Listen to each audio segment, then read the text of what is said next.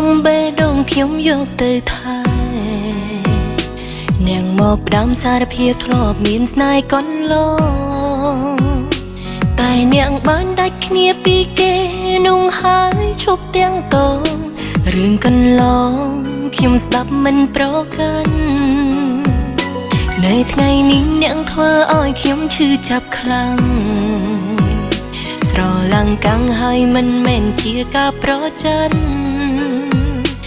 គឺជាការហួសចិត្តពេកដែរអ្នកនៅ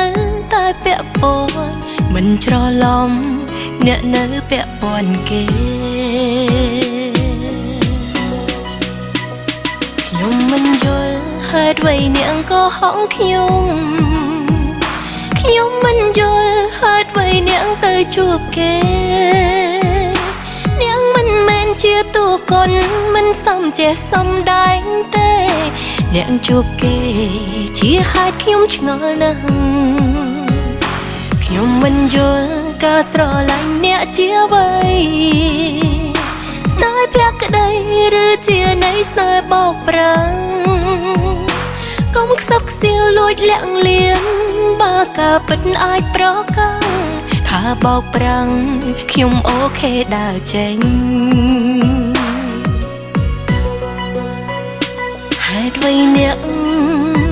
មកកុហកខ្ញុំហេតុអ្វីអ្នកមកបោកស្នេហា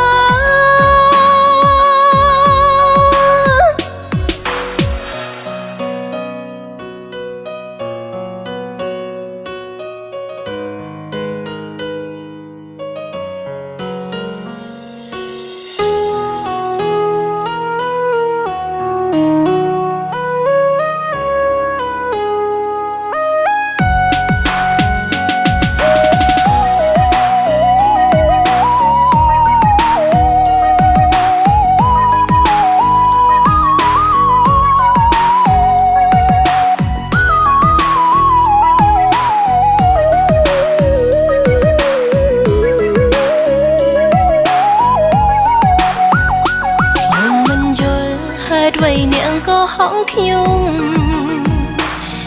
មិនយល់ហេតុអ្វីនាងទៅជួបគេនាងមិនមែនជាតួកុនមិនសមចេះសំដែងទេនាងជួបគេជាហេតុខ្ញុំឆ្ងល់ណាស់ខ្ញុំមិនយល់ការស្រឡាញ់អ្នកជាអ្វី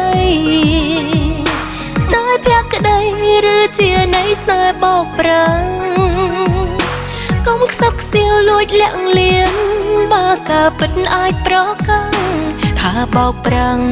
ខ្ញុំអូខេដើរចេញ